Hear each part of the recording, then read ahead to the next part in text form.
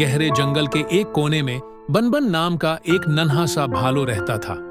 बनबन को एक चीज से सबसे ज्यादा मोहब्बत थी, डायनासोर्स। वो दिन रात उनके बारे में सोचता रहता, तस्वीरें बनाता, उनकी आवाजें निकालता और उनके बारे में किताबों से पढ़ता रहता।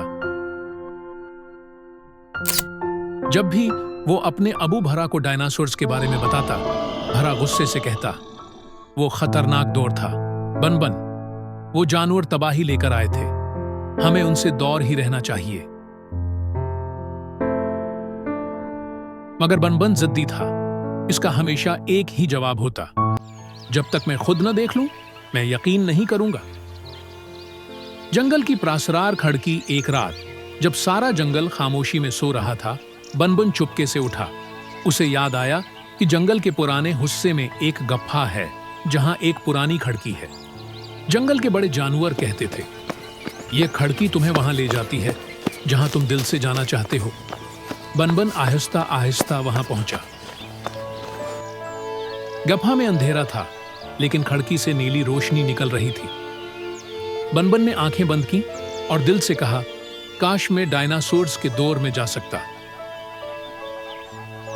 अचानक रोशनी का तूफान आया और जब बनबन ने आंख खोली, वो एक अनोखे जंगल में था।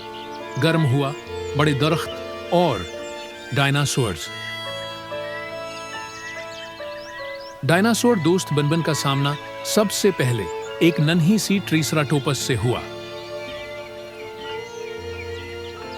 वो घास खा रही थी। जब उसने बनबन को देखा तो डरी नहीं बल्कि मुस्कुराई। आहिस्ता आहिस्ता बनबन हुआ कि दोस्ती बड़े बड़े डायनासोर से हो गई। नरमी वाला बराकियोसारस, शौक सा पैकी सफीलोसोर्स और सबसे आखिर में एक बड़ा मगर अफसरदा टी-रेक्स जिसका नाम था रोरो। रोरो ने आहिस्ता आवाज में कहा, सब हमें गलत समझते हैं, कोई हमें अपने जंगल में रहने नहीं देता, उसलिए हम छिपकर रहते हैं। बनबन का दिल भर आया। उसने कहा, तुम सब बहुत अच्छे हो, मैं तुम्हें अपने जंगल ले जाऊंगा। वापसी और नया आगाज वक्त खत्म हो रहा था। खड़की दोबारा खुल गई। डायनासोर्स वापस उसके साथ नहीं आ सकते थे, लेकिन बनबन उनका पैगाम अपने दिल में ले आया।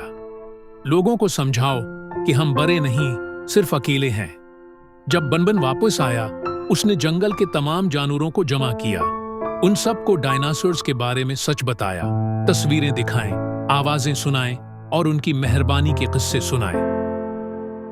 पहले तो कोई न माना, लेकिन आखिरकार भरा ने गहरी सांस लेते हुए कहा, अगर तुम कहते हो कि वो अच्छे हैं तो उन्हें बुला लो। अगली रात खड़की दोबारा खुली और डायनासोर्स जंगल में आ गए। पहले पहल सबने फासला रखा, मगर जल्द ही दोस्ती बढ़ गई। पहली बार डायनासोर्स ने अपने लिए एक घर महसूस किया।